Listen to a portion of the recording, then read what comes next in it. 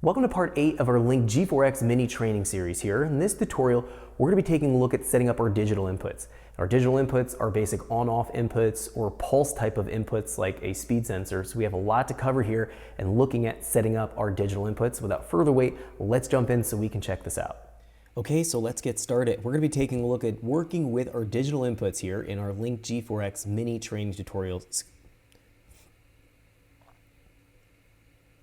Okay, so let's get started. We're going to be taking a look at working with our digital inputs with our Link G4x system here in this mini training tutorial.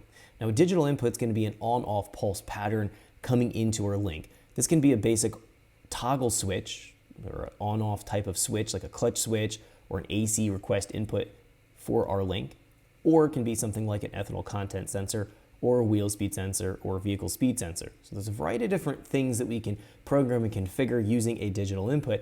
Let's jump in here and take a look at how we're going to configure two very basic, very common digital inputs.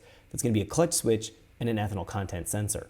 Now, we do cover how to set up more advanced digital type of inputs in Evans Performance Academy Link G4x main training course that you're able to purchase or subscribe online. So if you're looking for more information what this video offers, you can check out our Link G4x course. Again, it's much more comprehensive and it is substantially longer in length. It's over about 100 hours or so for all of the training that we provide and offer for our Link system.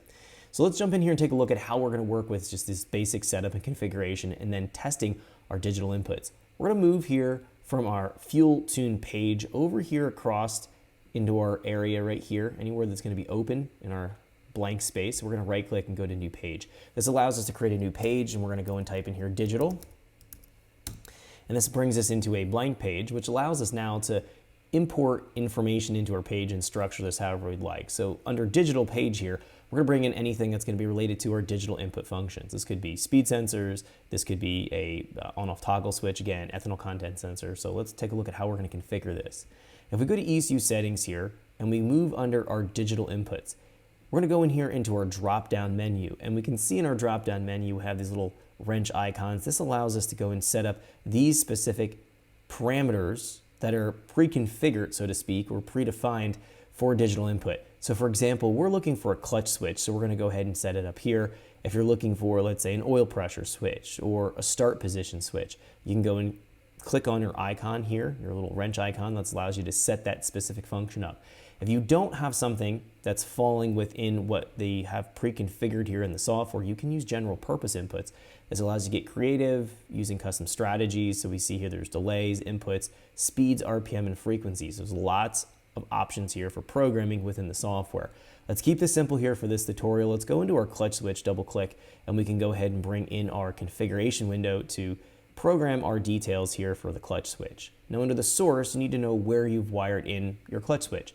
In my case, I've wired it into my digital input 3, and I'm using a factory clutch switch here on my Honda Civic.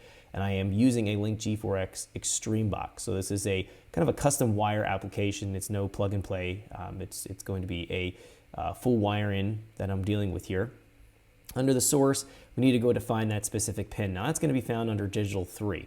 Again, I know this because I've looked at the wiring pinout chart from Link that's available. We can actually find that under help.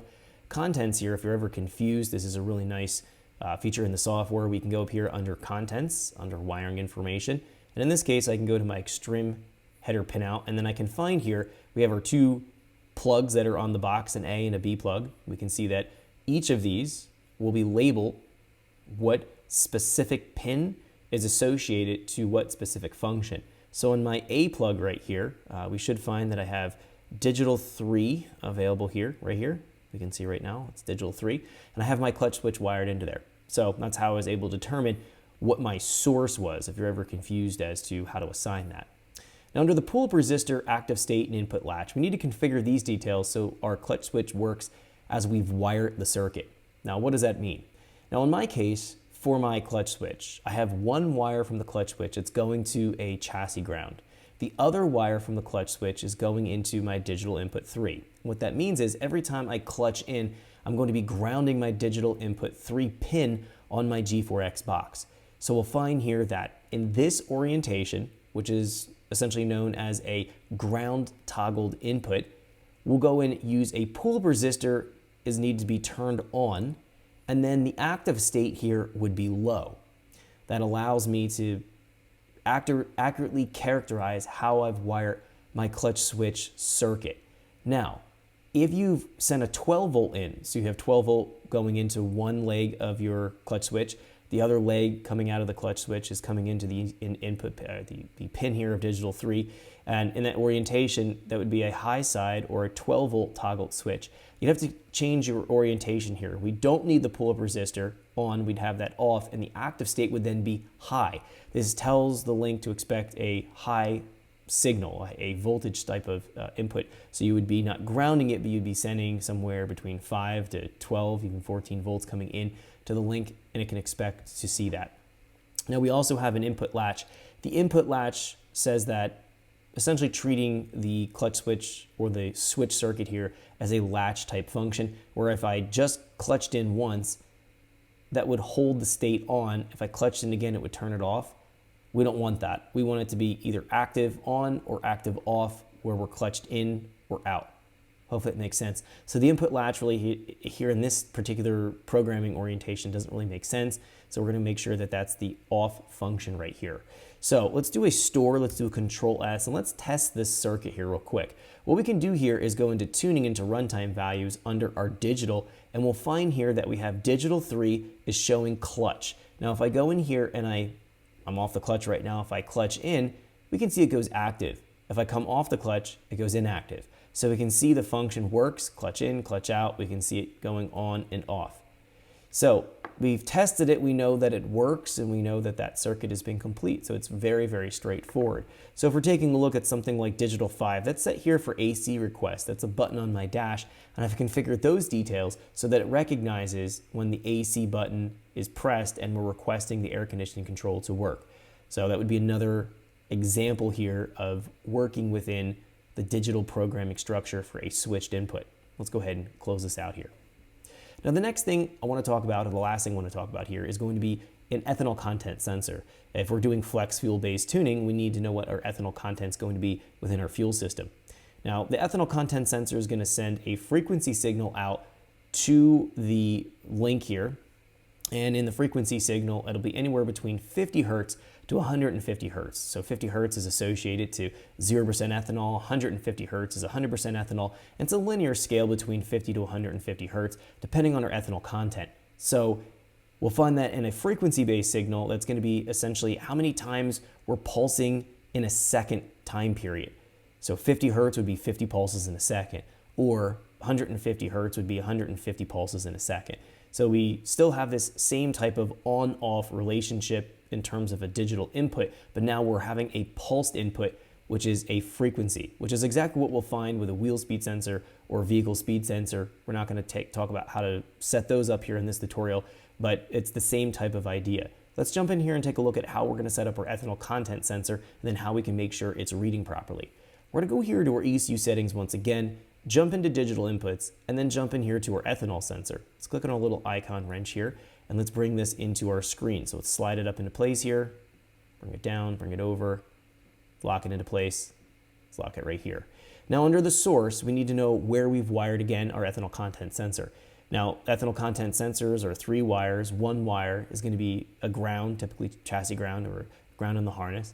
The other wire is going to be a 12 volt power source, and the third wire is going to be our signal out from the ethanol content sensor. That signal wire I've wired into my digital 2 here on my link box. Now I went to the pinout chart and I looked at where all of the assignments were. I used that help function under the contents.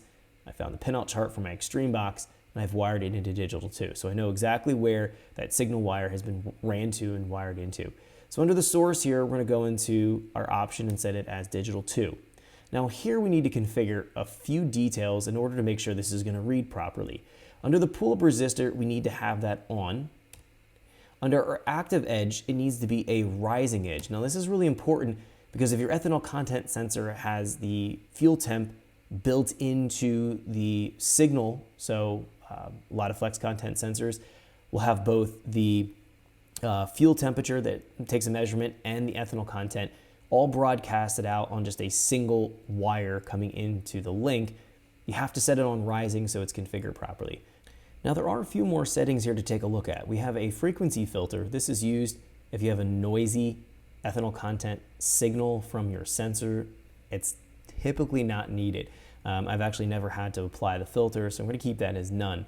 The ethanol sensor fault value. This is going to be if you have a fault, something happens, maybe the ethanol sensor goes bad, and let's say it's reading 80% and all of a sudden the sensor goes bad. This is going to be what it faults to. I would recommend to put it at something like 50 or 60. That way you have something that's kind of more reasonable to fall back to in terms of a value if you're running ethanol. Your ethanol sensor lockout time. This is used so that under starting conditions, typically your flex fuel sensors on the return line, I prefer to mount it on the feed line, but a lot of people put it on the return line. When it's on the return line, there is insufficient fuel flow for the first few seconds coming through the return line as you're cranking over the engine trying to get it to start and run. The ethanol content sensor would read essentially 0% because there's no fuel flow through it, and at that rate, you'll find that you don't get the proper cranking fuel applied, and even after you fire off the engine, a lot of times it takes a little bit of time for that ethanol sensor to be registering the proper ethanol content, and you run lean, so you might find the engine fires up and it dies, or it doesn't even want to crank over. It takes a lot of cranks for it to fire off because you're just simply not delivering the proper fuel based on your ethanol content because your ethanol content sensor isn't reading. What this does is use the last value on right before the ECU is shut down on your ethanol sensor's reading. So let's say that was 80%. When you go to fire it off, it'll hold that 80% ethanol content reading for this amount of time, 10 seconds. So we usually want to leave it at something like 10 seconds, 15 seconds is fine. The last option here, injector duty cycle clamp. This makes sure that when you're running your engine, you'll have a certain amount of fuel flow going through your return line. If your ethanol content sensor is mounted on your return line, you'll find that at very high power levels, where you're using a lot of injector fuel flow rate, your duty cycle is pretty high out of your injectors, you'll find that the return line, if you have your flex sensor mounted in the return line, won't have a lot of fuel flowing through it. And you'll actually get kind of a spotty reading from your ethanol content sensor because you're just having insufficient fuel flow, because most of it's getting pumped into the engine, again, at high load, high duty cycle type of environment. So this is going to say at this much duty cycle, freeze the reading from the ethanol sensor so that as we get up into boost, let's say, we don't have an erratic flex sensor reading because of the fuel flow through the sensor not being consistent. You have to adjust this. Usually something like 30-40% is fine. So we can go ahead and just lower that down a bit. And that's going to make sure, again, that's going to be a clamp. And it's not going to update and read from the sensor until we drop below this duty cycle range. So hopefully that makes sense. So we've programmed some things in here that will allow us to make sure that we have proper usage and proper compensation from our ethanol content sensor in a variety of conditions. Let's do a store here. Let's do Control S, and we see we've stored that data and information. Now what we can do from here is just check the status of our ethanol content sensor's reading. So if we go up here to tuning, we can see some of our raw data. If we go here to digital, we can see under the status, we are getting a signal from our ethanol content sensor here in this case. And we're finding here under our digital frequency, we're getting about a 60 hertz output from the ethanol content sensor. So 50 to 150 hertz is the total range of output from the ethanol content sensor, again, relative to how much ethanol is in the fuel system. So 60 should be approximately 10%, and that's what I have here for fuel in my fuel system. I have 10% blended ethanol with my petrol fuel. So we have a E10 blend, so this should be accurate here. What we can do is actually right-click here, go to New View, and add a digital gauge. This is going to allow me to add a quick view of our ethanol sensor. So if we go up in here to our values and we just type in here ethanol, should come up with our option here for ethanol %. Just give this a second. And we can go ahead and add that to our window here. Just click OK. And now we're finding here that the ethanol content is reading about 10-11%. And that's exactly what I expect here for my pump gas coming from the station, which is 10% blended ethanol to petrol. So we have 90% petrol, 10% ethanol, and our sensor here is registering this properly. So this allows me to now use this for flex fuel tuning purposes. So that's going to wrap it up taking a look at some of these basic digital inputs, setting up and scaling and working within our G4x software. Again, a lot more to cover here, a lot more to talk about in terms of setting up digital inputs, and we do have a much more comprehensive tutorial and tutorials in general on the Link G4x system. We have about 100 hours of or more actually of total tutorials for working with and learning the G4x system. So if this isn't giving you all the information you need, definitely check out what we have to offer with our training course. That's going to wrap it up here in this mini training tutorial, and I'll see you guys now in our next tutorial.